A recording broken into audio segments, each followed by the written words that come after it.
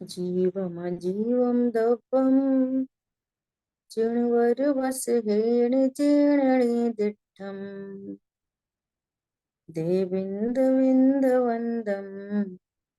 वन्दे तं सर्वदा शिरसा। द्रव्य संज्ञा जी ग्रंथ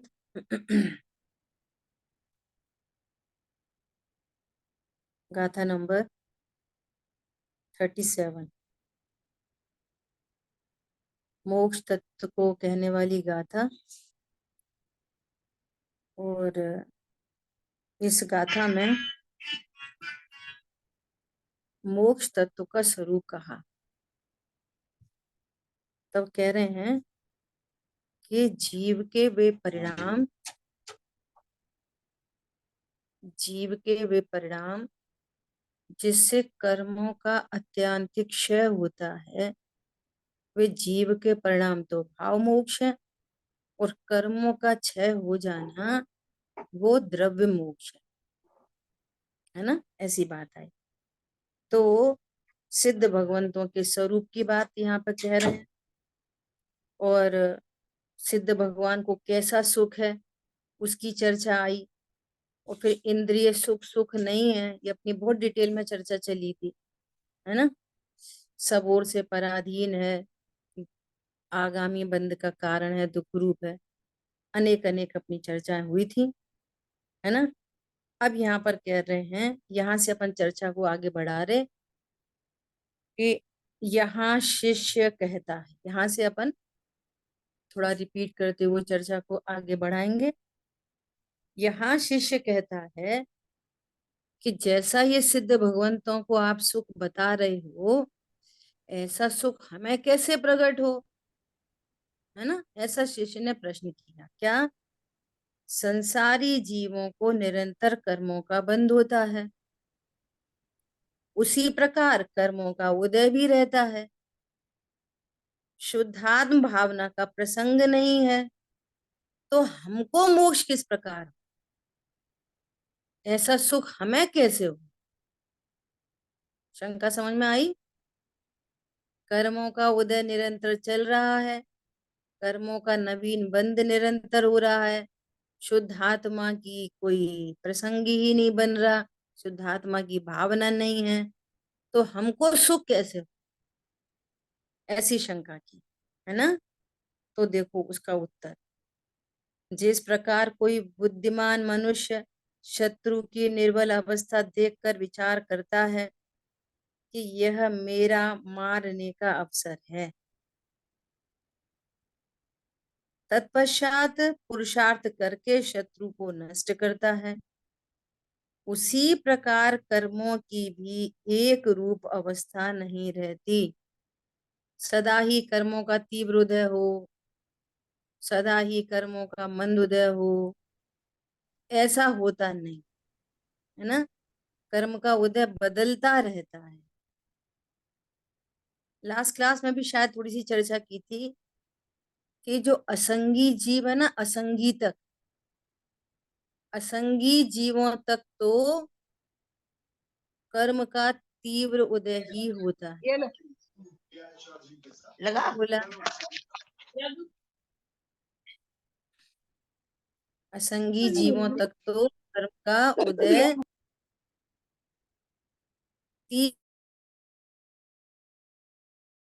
दीदी अपन अनम्यूट करना, है ना। हाँ सबको म्यूट किया है मैंने। ओके। ज्ञानावणी का तीव्र उदय, दर्शनावणी का तीव्र उदय, मोहिनी का तीव्र उदय, तत्व विचार करने की सामर्थ्य नहीं है असंगी जीवों को। लेकिन जो संगी हैं, जो हित हित का विचार कर सकते हैं, अब ऐसे जीवों को मंद उदय चालू हो जाता है। जो संगी हैं वे अपने हित हित का विचार कर सकते हैं, एक बात। दूसरी बात, अब जो लब्धि की चर्चा आ रही है, क्या चर्चा आ रही है कि जिसको क्षयोपशम लब्धि प्राप्त हुई हो, आयु कर्म को छोड़कर शेष 7 कर्मों में जो अप्रशस्त प्रकृतियां हैं उनका स्थिति अनुभाग हीन हीन होते हुए आ रहा है। ऐसी स्थिति में अपना काम कर लेना चाहिए। समझ आ रही बात? ये जी। यहाँ पर कह रहे हैं, क्या कह रहे हैं? कर्मों की भी एक रूप अवस्था नहीं रहती। जब कर्म की स्थिति और अनुभाग हीन होने पर वह लघु और क्षीण होता है, तब बुद्धिमान भव्य जीव आगम भाषा से क्षयोपशम विशुद्धि देशना प्रायोग व कर्ण लब्धि, इनमें से चार तो सामान्य है, कर्ण लब्धि सम्यक तो होने के समय होती है ना? तो हम्म। ऐसा जब कर्म का अनुभाग हीन हो तो पुरुषार्थ करके मोक्ष की प्राप्ति कर सकता है। समझ आई बात? ये यहाँ पर कह रहे हैं। इस गाथा में कथित पांच लब्धि नामक निर्मल भावना विशेष रूप खड़ग से, खड़ग मतलब हथियार। हथियार, बराबर, खड़ग मतलब हथियार। कौन से हथियार से? ये ज्ञान। निर्मल भावना रूप परिणाम से। कौन सा हथियार हमारे पास, कौन सा हथियार है? कितनी गजब की बात! हमारे पास कौन सा हथियार है कि शुद्धात्म भावना भाए, ये हथियार है हमारे पास। शुद्धात्मा की भावना रूप हथियार से प्रज्ञा कर्म शक्ति। शत्रु को नष्ट किया जा सकता है। कर्म शत्रु को कैसे नष्ट किया जा सकता है? शुद्धात्म भावना से।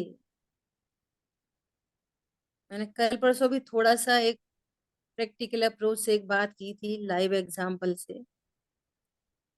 अभी भी स्वाध्यायियों में ऐसा देखा जा रहा है, प्रश्न आते ना तरह तरह के, हाँ जी। क्षेत्र बदलकर कर्मों की हानि करना चाहते हैं। क्षेत्र बदलकर, क्षेत्र बदल के कर्मों की हानि होती है। कैसे कुछ खा पी कर, अशुद्ध छोड़कर शुद्ध खाकर कर्म की हानि करना चाहते हैं। पढ़ते हुए। विचार करो, विचार करो, बहुत गंभीरता से विचार, है ना? घर गृहस्थी में पत्नी बच्चे दुकान मकान को अपने अनुसार परिणमन करा के कर्म की हानि करना चाहते हैं। देखो कैसे काम है उल्टे सीधे,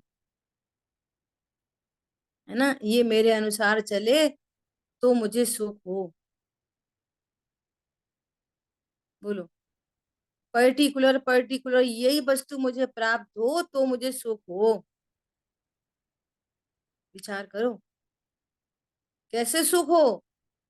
शुद्धात्म भावना रूपी खड्ग से कर्म शत्रु की हानि की जा सकती है। ये कह रहे हैं एकमात्र शुद्धात्म भावना, एकमात्र, ओनली वे, ओनली, है ना? जो अपन ने देखा विशुद्धि लब्धि में, देशना लब्धि में, प्रायोग लब्धि में, कैसे कांडक घात हो रहे। बोलो ऐसा कौन सा परिणाम है जिससे कांडक घात होंगे? ये मंद, अकेली मंद कषाय से तो उत्कर्षण अपकर्षण संक्रमण निगोदिया को भी होते हैं। हाँ धोखे जी। में नहीं रहना। निगोदिया जीव को भी कर्मों के उत्कर्षण अपकर्षण संक्रमण चलते रहते हैं। एक इंद्री, दो इंद्री, तीन इंद्री, सबको चलते रहते हैं, संगियों को भी, संगी को भी चलते हैं। लेकिन तत्व ज्ञान की भावना से, निर्मल भावना से सीधा सीधे कांडक घात होते हैं, कर्मों की हानि होती है, कर्मों का क्षय होता है, नवीन बंध नहीं होता। नवीन बंध में भी स्थिति बंध अपसरण। बोलो ऐसे ऐसे आवश्यक कार्य होते हैं इन लब्धियों में। हम्म। सो यहाँ पर कह रहे हैं, क्या कह रहे हैं कि निर्मल भावना विशेष रूप खड़ग से, अब सुनो बहुत अच्छी बात, और अध्यात्म भाषा में ये पांच लब्धि की चर्चा करणान योग की चर्चा है। और हम अध्यात्म से बात करें तो अध्यात्म भाषा से निज शुद्धात्माभिमुख परिणाम, ये है विशेष खड़क। अध्यात्म भाषा में क्या बोलेंगे? निज शुद्धात्माभिमुख परिणाम नामक विशेष प्रकार की निर्मल भावना रूप हथियार से पुरुषार्थ करके कर्म शत्रु को नष्ट करता है। एकमात्र एकमात्र मैं शुद्धात्मा हूं, ऐसा नक्की कर। हूँ आत्मा छू एम नक्की कर, हूँ आत्मा छू एम निर्णय कर, हूँ आत्मा छू एम अनुभव कर। ये खड़ग है हमारे पास, ये हथियार है। इस हथियार से कर्मों की हानि होती है, अल्पकाल में मोक्ष अवस्था भी प्रकट होती है। बोलो, कोई भी समस्या का समाधान चाहिए, क्या समाधान है? पहली बात तो वास्तव में देखा जाए समस्या ही नहीं है, समस्या कल्पना है। right. समस्या तो कल्पना है। एक समस्या बोलो, अच्छा कोई सी भी एक समस्या बोलो, क्या हमें सो एंड सो पर समस्या है, वो कल्पना निकलेगी, झूठी निकलेगी। तुम अपने को Right. शुद्धात्मा नहीं जानते, इसलिए वो समस्या लग रही है। शुद्धात्मा हूं ऐसा जानोगे तो परिणमन दिखाई देगा, ओनली परिणमन है, Right. सिर्फ परिणमन है, परद्रव्य। समझ आई बात? Right. मात्र ज्ञान का ज्ञेय है, अब ज्ञेय ज्ञान में आता नहीं, तो समस्या किधर? बोलो, समस्या, समस्या नाम की चीज है? नहीं। स्वभाव हाँ, से विमुख परिणति अपने आप में समस्या है, और स्वभाव के सन्मुख परिणति वो समाधान है। समस्याएं बाहर से नहीं आती, समस्याएं विपरीत समझ से आती हैं। इस दुनिया में कोई समस्या नाम की चीज नहीं है, स्वभाव से विमुख होना ही समस्या है। स्वभाव के सन्मुख हुए कोई समस्या ही नहीं दिखाई दे रही अब तो। बोलो, ठीक है? बात तो समझ क्या में। बोल रहे हैं? अंतः कोटा कोटि सागर प्रमाण कर्म की स्थिति रूप, पहले जो 70 कोड़ा कोड़ी, 40 कोड़ा कोड़ी, 30 कोड़ा कोड़ी, 20 कोड़ा कोड़ी जो कर्म बन रहे थे, अब कितने हो गए? अंतः बनता है कोड़ा कोड़ा। कोड़ी, है ना? हाँ जी। कितने प्रमाण कर्म की स्थिति तथा लता और काष्ठ स्थानीय अनुभाग रूप कर्म का लघुत्व होने पर भी, देखो कर्म का लघुत्व हो गया क्या? कि अब वो अस्थि शैल जैसा कर्म बंद नहीं हो रहा, कैसा हो रहा है? लता और लता। देवदारू, है ना? ये अपन ने सब पढ़ लिया था, हाँ जी। है ना? ऐसा कर्म बंधन, वो लघुत्व होने पर भी यह जीव आगम भाषा से, देखो ये आगम भाषा है, हाँ, क्या? अध्ययकरण, अपूर्वकरण, अनिवृत्तिकरण, ये आगम परिणाम। से कथन। और परिणाम। अध्यात्म से स्वामी। आत्माभिमुख परिणाम, बस। अध्ययकरण परिणाम क्या है? आत्माभिमुख परिणाम। अपूर्वकरण क्या है? आत्माभिमुख परिणाम। वो ज्ञान में क्या चल रहा है? मैं आत्मा हूँ, आत्मा हूँ, आत्मा हूँ, बस यही चल रहा है, बस। बस। स्वभाव को अप्रोच कर रहा है, विकल्प भी छूट रहे हैं, बात सुन रही। है ना? ऐसा करणान योग से बोलेंगे, अध्ययकरण, अनिवृत्तिकरण और अपूर्वकरण, ये आगम भाषा है। और ध्यात्म भाषा क्या है?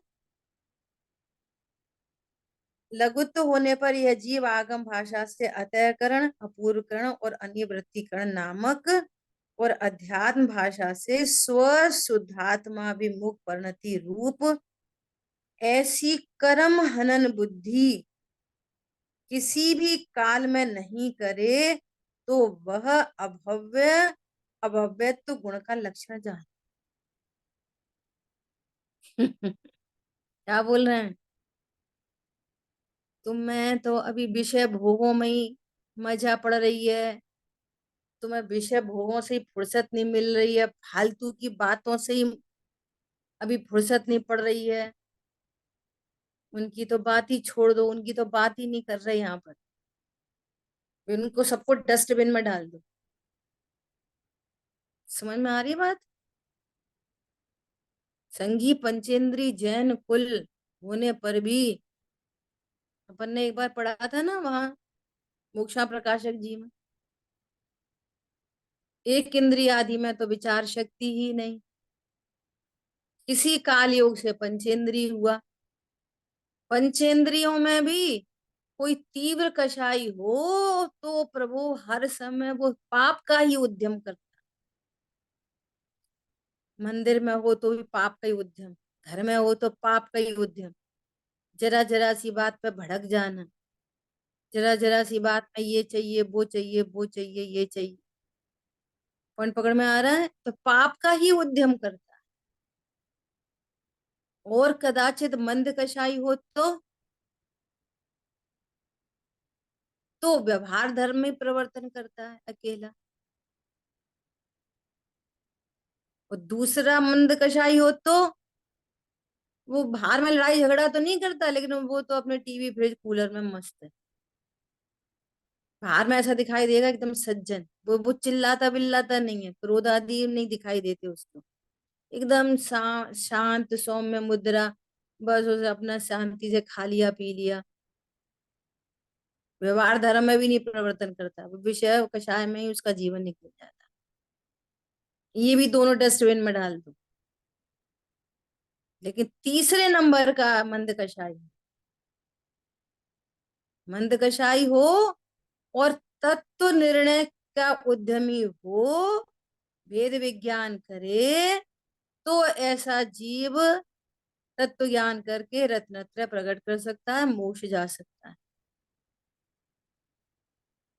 तीव्र कषाय की तो कोई बात ही नहीं है। और मंद कषाय के तीन वेरी उनको कैटेगरी करी तीन। एक तो विषय कषाय में प्रवर्तन करे, दूसरा व्यवहार धर्म कार्य में प्रवर्तन करे, और तीसरा है मंद कषाय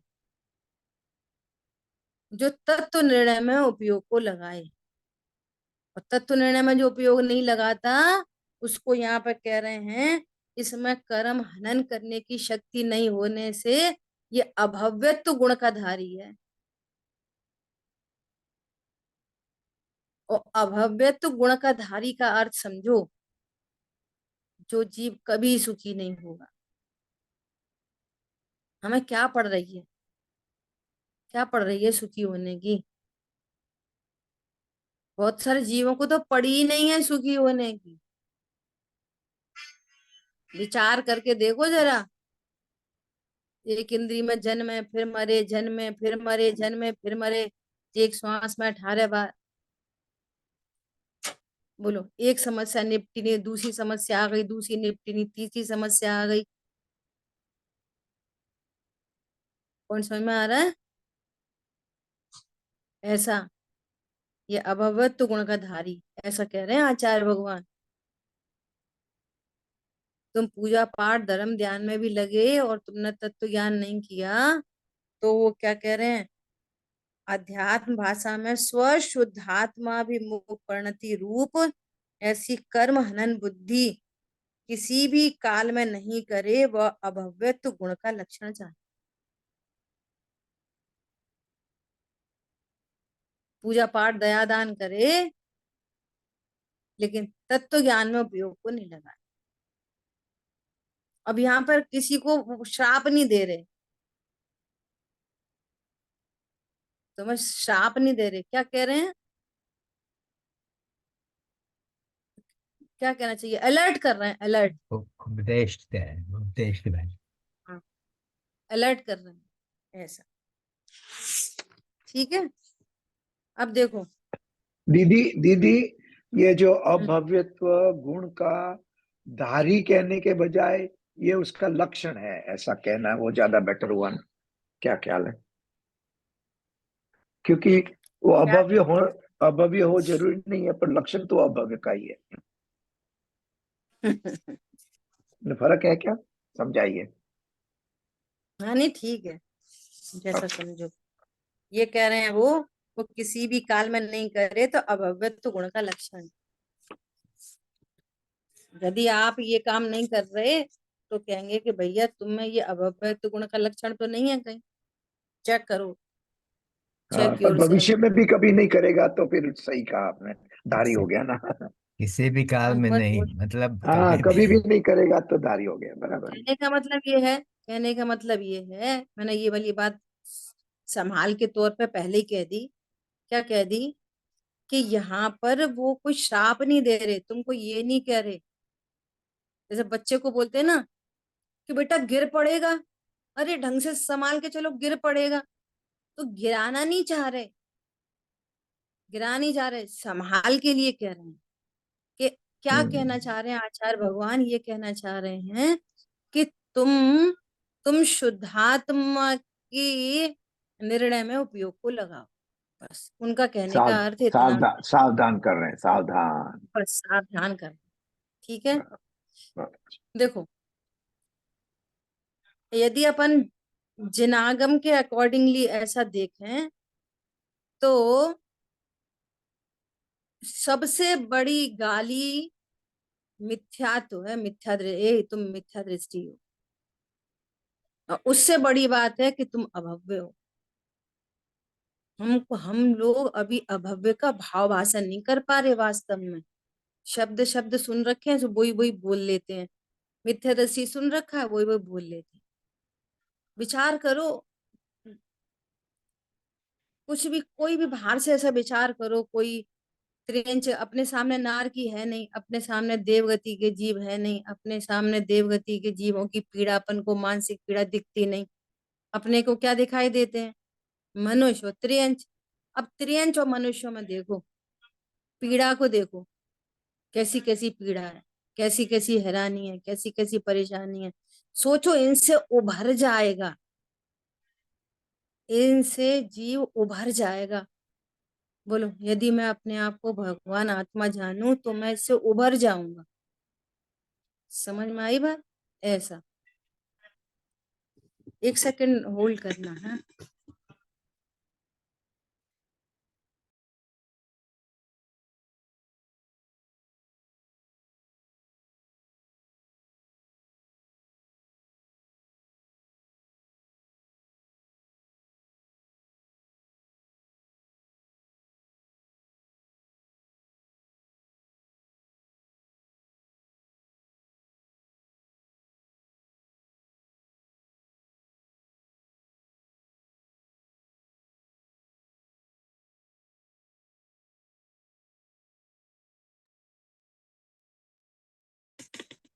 तो क्या बोल रहे हैं यहाँ पे, क्या बात चल रही है अपनी?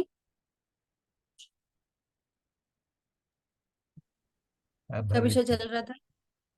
अभव्य। हाँ, ये कहना चाह रही थी मैं कि ये बहुत बड़ी गाली है, जो जिन गालियों को अपन गाली समझते हैं, किसी को पागल कह दो, बुद्धू कह दो, बेवकूफ कह दो, और तरह तरह की चीजें जो चलती हैं, वो कुछ भी नहीं है। मिथ कि तुम मिथ्या दृष्टि हो। गाली समझ में आ लगती रही है? नहीं या लोगों तुम को। अभव्य हो, अभव्य हो।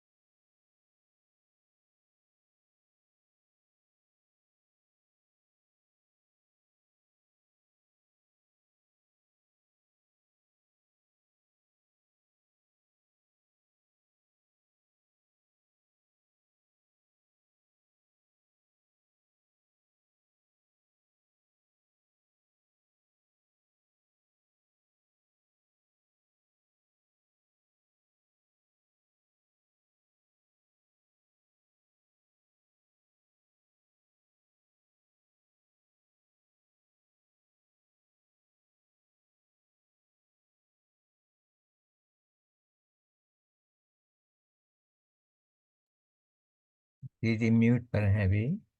वीडियो भी नहीं है, अभी आती होंगी। छूट गई दीदी, आ रही हैं जी।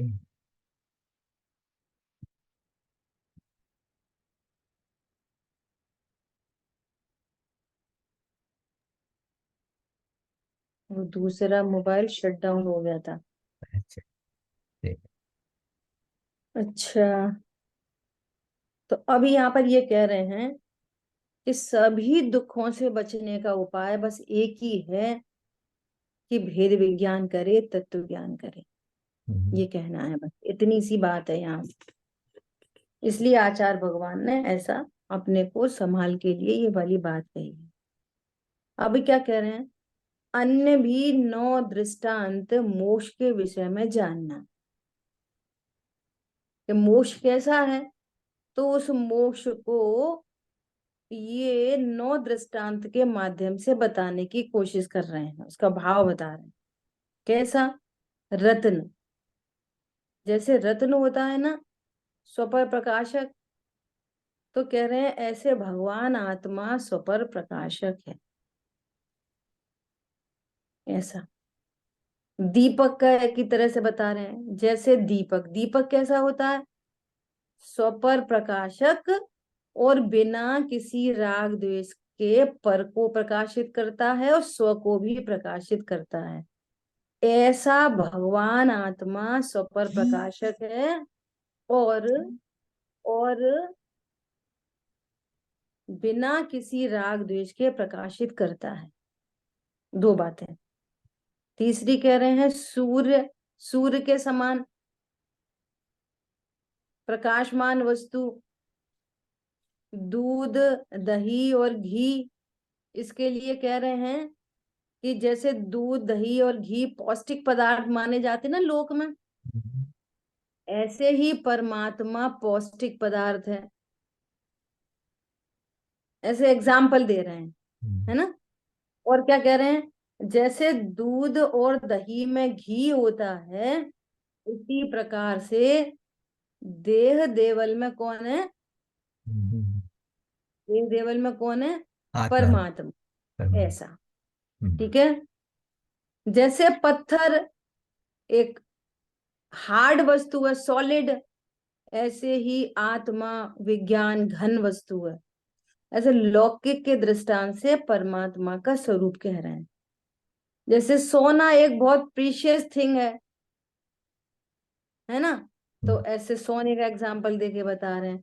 ऐसे चांदी, चांदी कैसी है? शांत, उज्जवल, चांदी का एग्जाम्पल दे रहे हैं। ऐसे स्फटिक मणि पूर्ण और निर्मल। अभी, हाँ, है ना। हम्म। इस तरह से इस प्रकार 9 दृष्टांत जानना, मोक्ष के विषय में ऐसे 9 दृष्टांत जानना, ऐसी यहाँ पे बात आई। अभी देखो शंका कर रहे हैं, कैसी शंका कर रहे हैं? ये शंका में भी बहुत अच्छा प्रश्न आया है। क्या कह रहे हैं? अनादि काल से जीव मोक्ष प्राप्त करते हैं, अतः यह जगत कभी शून्य हो जाएगा? सब जीव मोक्ष जा रहे, मोक्ष जा रहे, मोक्ष जा रहे, तो फिर शून्य हो जाएगा ना जगत, सब मोक्ष चले जाएंगे एक दिन, यहाँ तो कोई बचेगा ही नहीं फिर, है ना।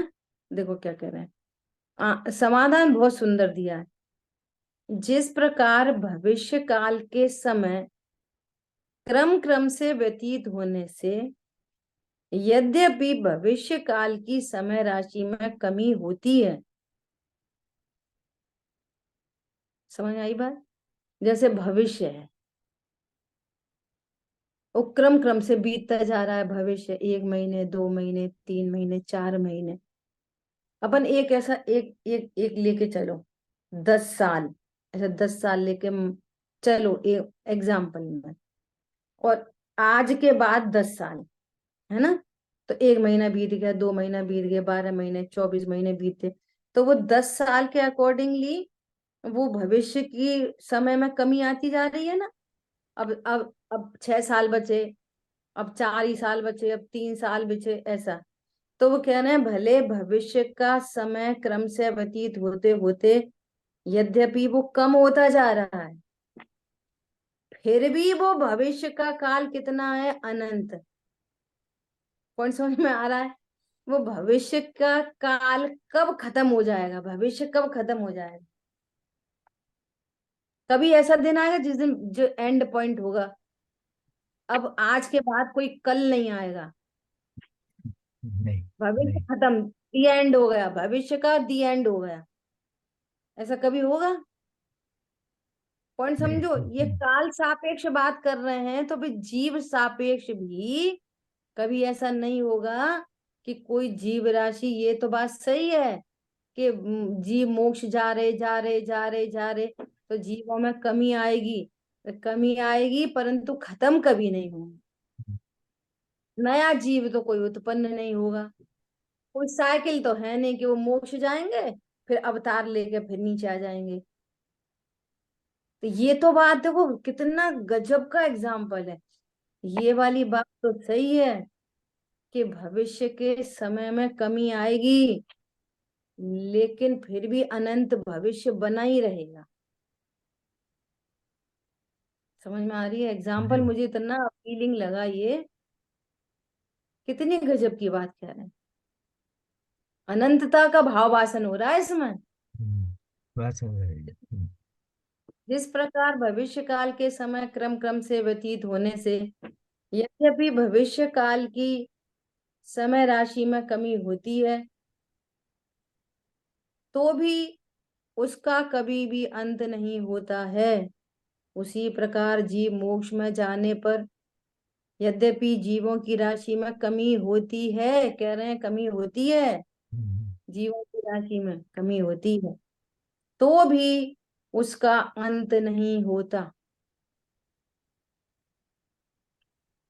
देखो मैंने इस बात को समझने के लिए एक और एग्जाम्पल मुझे विचार में आया। क्या विचार में आया? कि हम लोग जो गोल्ड पहनते हैं ना, ऑर्नामेंट्स बनाते हैं गोल्ड, तो वो गोल्ड की क्या होती है, खदानें होती हैं, है ना? खदान होती है ना, क्या बोलते खदान को? माइंस। माइंस होती गोल्ड है ना? माइंस। हाँ, गोल्ड माइंस। तो उसमें से गोल्ड निकलता है, फिर प्रोसेसिंग होती है, प्रोसेसिंग होती है, फिर उसके ऑर्नामेंट्स बनते हैं। अब विचार करो कि एक एक घर में एक एक महिला पुरुष के पास कितना कितना सोना होगा, कितने कितने ऑर्नामेंट्स होंगे, होंगे ही ना कुछ तो होंगे ही। कोई के पास बहुत बहुत होंगे, और वो लगातार गोल्ड माइंस में से लगातार निकल रहा है, लगातार निकल रहा, नहीं निकल रहा, है ना? पुराना अपन उठा उठा के रख देते लॉकर में, फिर नया खरीद लेते, फिर नया खरीद लेते, है ना? तो ऐसा हो सकता है कि सोने की खदानें खत्म हो गई हो? दीदी बहुत बोलो। सारी खदानें बंद हो गई हैं। बहुत सारे हम्म। दृष्टांत है समझने के लिए, सुनो मेरी बात। तो खत्म, बहुत सारी खत्म हो गई हैं, बहुत सारी ऐसी हैं जिनका हमें अभी भी पता ही नहीं है कि यहाँ पे अभी यहाँ पे गोल्ड है। समझ में आ रही है बात?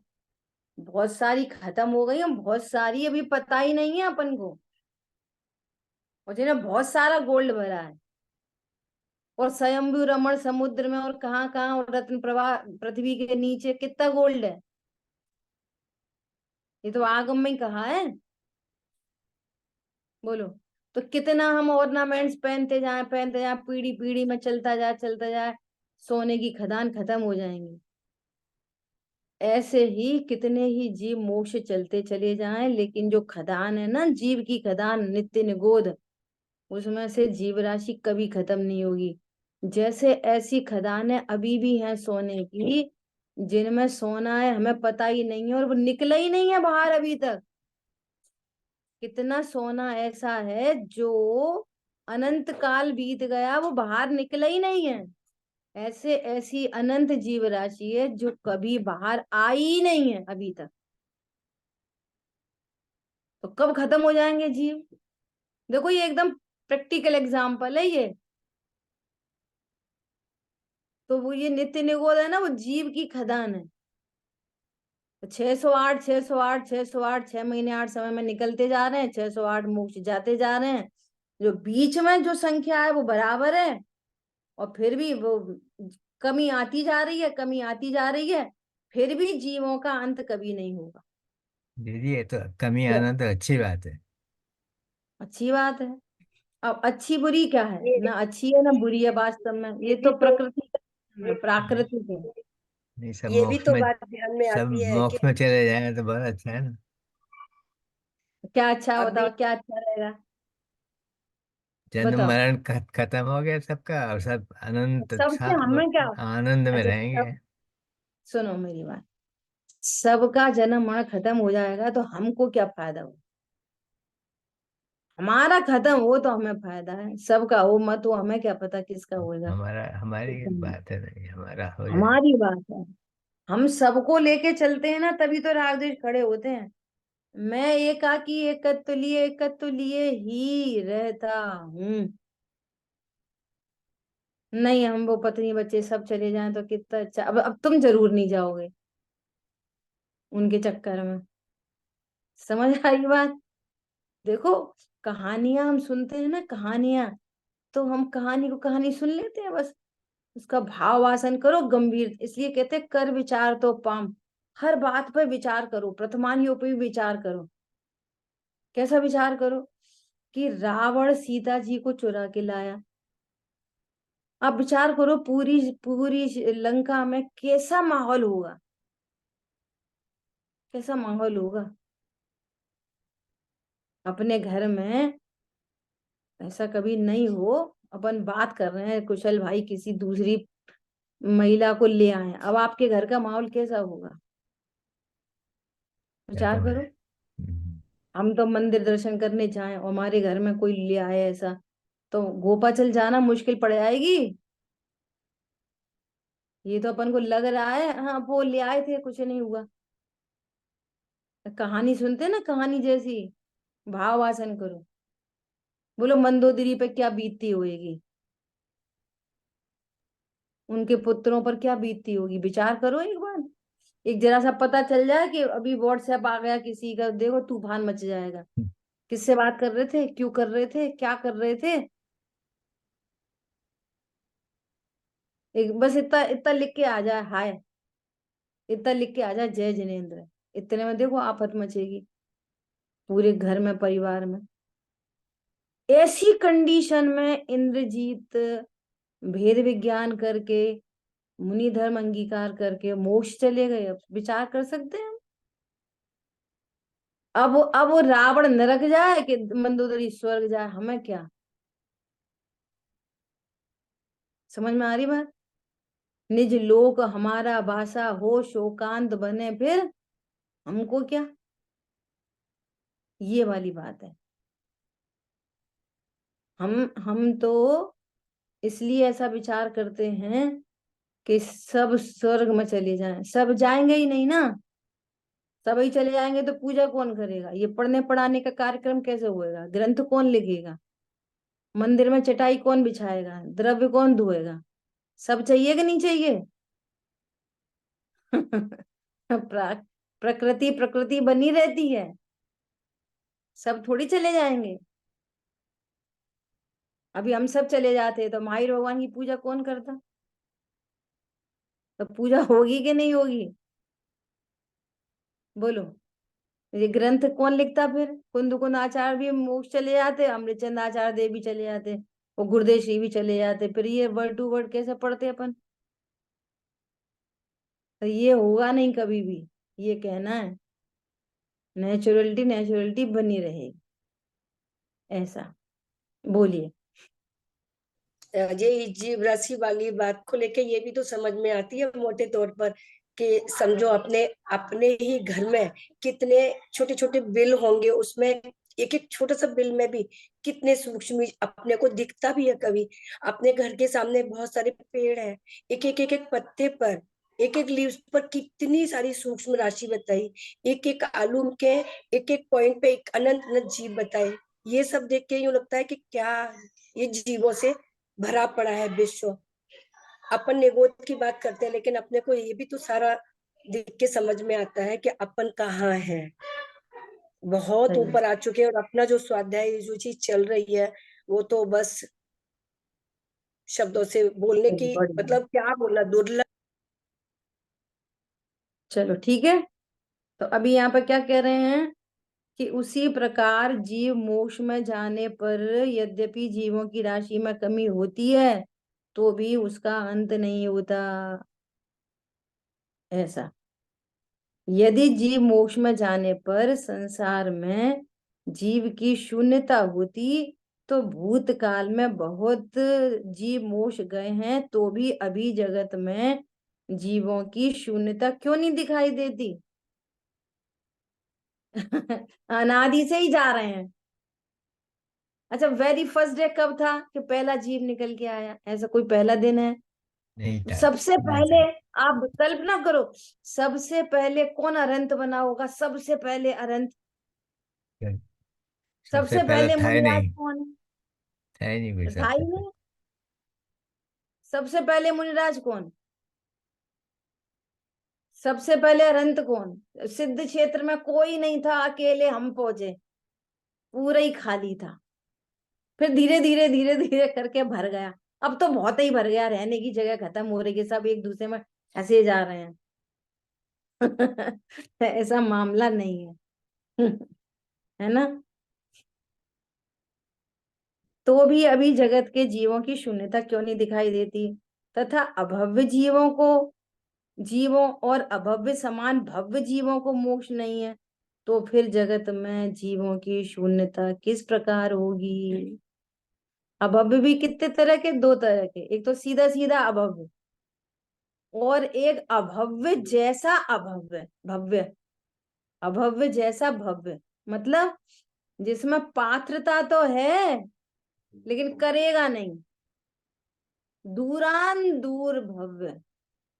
उसके लिए एग्जाम्पल दिया कि एक तो वो कन्या है कि जो बांझ है, जिसको बच्चे होने की योग्यता ही नहीं, तो वो तो कभी पुत्र को जन्म दे नहीं सकती क्योंकि वो बांझ है। दूसरी है तो सही एकदम, परंतु उसको भी पुत्र नहीं होगा। क्यों? क्योंकि वो बांझ के समान हो जाएगी। कैसे? या तो विधवा हो जाएगी या उसकी शादी नहीं होगी। समझ में आ रही है? किसी पुरुष का संसर्ग नहीं बनेगा उसको, तो वो कैसी हो गई? वो भी बांझ के समान ही हो गई। ऐसे ऐसे बहुत सारे भव्य जीव भी होंगे अभव्यों जैसे कि जिनको बाहर में सारी अनुकूलता मिलेगी, सब कुछ मिलेगा, लेकिन वे कभी तत्व ज्ञान नहीं करेंगे। समझ आई बात? मंदिर में ऐसे बहुत सारे लोग मिलेंगे, ट्रस्टी, मंत्री, संतरी, अध्यक्ष, वाइस अध्यक्ष वगैरह वगैरह वगैरह, है ना? सारी व्यवस्था में लगे रहेंगे, पूरी व्यवस्था में, खुद स्वाध्याय नहीं करेंगे, खुद नहीं, बाहर ही खड़े रहेंगे, मंदिर के बाहर खड़े रहेंगे। आप कुछ बोलोगे आपको उपलब्ध करा देंगे, आपको जिनवाणी उपलब्ध करा देंगे, आपको दूसरी चीजें उपलब्ध करा देंगे, खुद नहीं करेंगे। समझ में आ रही है बात? ऐसी कृष्ण लेशा वाले जीव होते हैं। ऐसा योग्यता है बस, कौन करेगा कौन नहीं करेगा, ऐसा। ठीक है। इस प्रकार संक्षेप में मोक्ष तत्व के व्याख्यान रूप एक सूत्र द्वारा 5वां स्थल समाप्त हुआ। अपन गुरुदेव श्री के प्रवचन के माध्यम से स्वाध्याय करेंगे, क्योंकि बीच में ब्रेक बहुत बड़ा आ गया, कुछ छुट्टियां हो गई, कुछ पंचलब्धि पढ़ी अपन ने, है ना?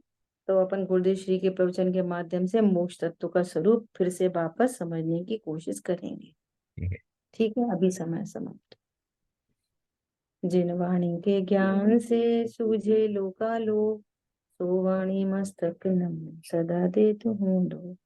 बोलिए द्वाशा मई जिनवाणी माता की जय हो। जय हो। जय जिनेन्द्र सभी को। जय जय हो। जिनेन्द्र। जय जिनेन्द्र।